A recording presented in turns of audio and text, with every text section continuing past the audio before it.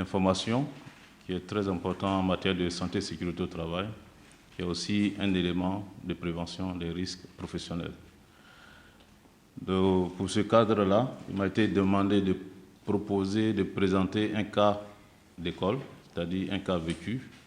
Et c'est comme si je m'étais communiqué avec Mathieu, qui a pris l'exemple d'AZF. Et c'est ce que je voulais exprimer ici pour montrer l'importance du risque, de la gestion du risque et de l'assurance en milieu industriel et professionnel.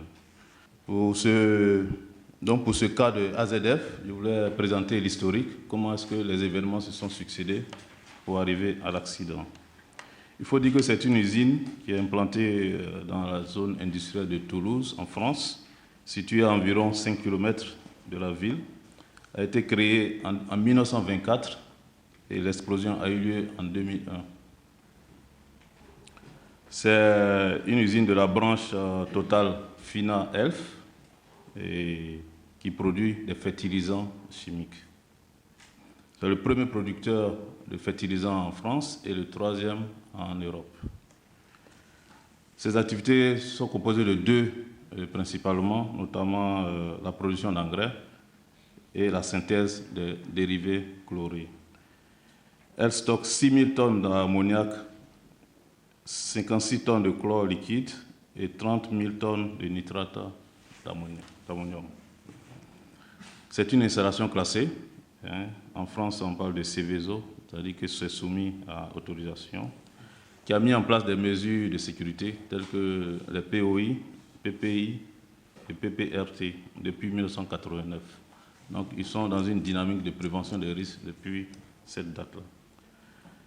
En plus de cela, la préfecture a pris un arrêté de restriction d'une zone de sécurité, c'est-à-dire qu'il est interdit de construire à une certaine distance de l'usine. Maintenant, les faits de l'accident. L'accident a eu lieu le 21 septembre 2001. Nous sommes aujourd'hui le 1er septembre 2016, cela fait 15 ans.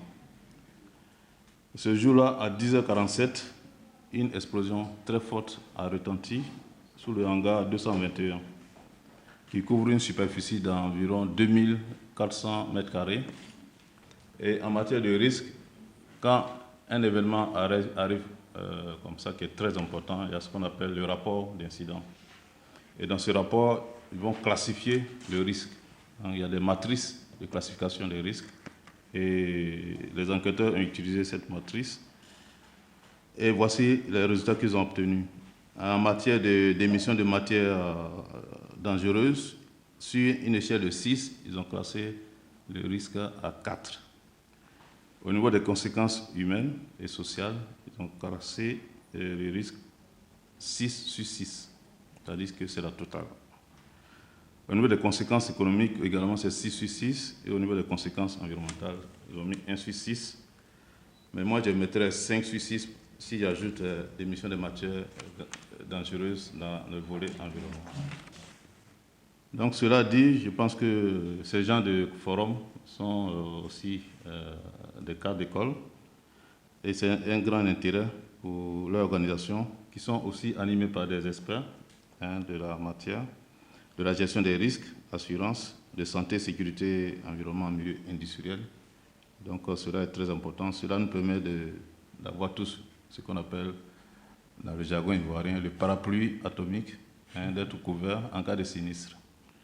Donc je dis bravo à IRC et puis merci à tous les partenaires. Je vous remercie. IRC, c'est une société qui a été créée par moi-même en 2005. Cette société a été créée avec cette pensée sur le continent africain de venir y faire quelque chose, de venir y réaliser des choses et de venir apporter quelque chose pour qu'on évolue dans la bonne direction tous. Donc, voilà un petit peu globalement, c'est l'objectif.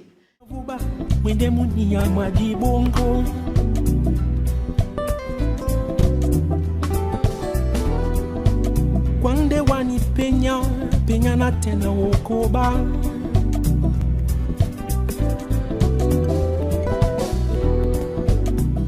Je voudrais juste apporter une contribution. Le Bureau Veritas a été associé à cet événement, les premières éditions et également à cette édition. C'est parce que nous avons trouvé dans ce forum-là un moyen de communication. Il faut dire que le forum est adressé à des sachants. C'est la première des choses, c'est adressé à des sachants. Quand on dit sachant, ça veut dire qu'il y a un thème, qu'il faut avoir un vocabulaire initial pour pouvoir le traiter. Vous voyez bien, vous allez entendre au cours de ce forum assurance, réassurance et ainsi de suite. Donc, pour parler de bilan, vous allez voir que Mme Ekani a pris sur elle l'initiative, parce que ce sont des choses, aujourd'hui en Afrique, c'est nouveau. Mais en Europe, c'est du quotidien. C'est du quotidien. Donc c'est face à cette image-là qu'elle s'est armée de courage pour essayer de transporter ce qui est du quotidien en Europe pour que cette culture-là commence à prendre en Afrique. C'est l'objectif principal. Je réfléchis à un problème qui est en train de gagner la Côte d'Ivoire, le problème des embouteillages. Les embouteillages, parce que quand je vois le flot de voitures qui rentrent en Côte d'Ivoire, je me dis que demain, dans quelques années en tout cas, nos entreprises pourraient en pâtir. Parce que d'abord même déjà, même les soirs, quand on regagne nos domiciles, on a du mal à trouver une petite place pour garer nos véhicules. Moi par exemple déjà, avant-hier quand je suis rentré, il n'y avait même pas une petite place pour garer dans mon quartier au Ramblais. Je me dis que ça c'est un grand risque en devenir pour la Côte d'Ivoire. Les voitures ne font que venir et je voudrais qu'ensemble déjà on songe comment on appelle, aux solutions.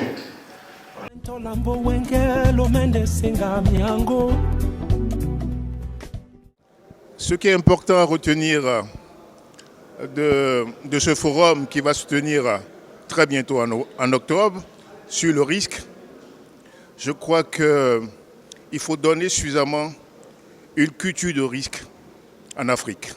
C'est très important. Parce que cette notion est très relative en Afrique encore. Parce qu'on n'apprécie pas encore le risque, on ne sait pas ce que c'est. Et on prend des engagements. Et les grandes victimes, ce sont les populations civiles qui sont exposées à tous les risques possibles. Est-ce qu'il y a une prévention au niveau du secteur public ? Est-ce qu'il y a une prévention au niveau du secteur privé? Je pense que là, il y a une décision à prendre dans ce sens. C'est vrai qu'il y a la sensibilisation des managers du risque, mais il y a aussi la prise en compte des réalités du risque que l'on encourt chaque jour et dans tous les domaines d'activité. Voilà ce que je peux dire. Alors donc, pour me résumer, il est important d'inculquer la culture du risque aux pays africains. Voilà mon intervention. Nous sommes ici dans le cadre du lancement officiel du forum Afrique qui va se tenir dans le mois d'octobre 2016. Et lors de ce forum, nous aurons droit à des conférences, à des ateliers et à des séances d'échange, des ateliers qui vont nous permettre de débattre sur des thèmes importants, qui vont permettre de dégager des solutions ou des tentatives de solutions en matière de gestion des risques. Et je pense que les sujets seront pertinents parce qu'ils vont traiter des sujets réels, des problèmes réels. Ce ne sera pas juste de la théorie. Donc nous allons essayer au cours de ce forum, avec l'aide des spécialistes bien sûr, de trouver des solutions, de penser des solutions pour l'Afrique de l'Ouest et également pour l'Afrique. Donc nous lançons un appel à toutes les entreprises parce qu'elles doivent se sentir concernées pour la gestion des risques. La gestion des risques, c'est notre quotidien et nous devons réussir cela.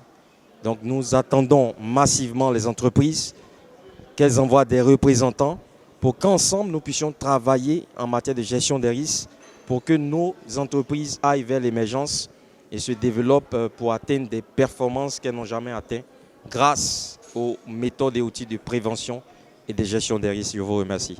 Le forum dans le lancement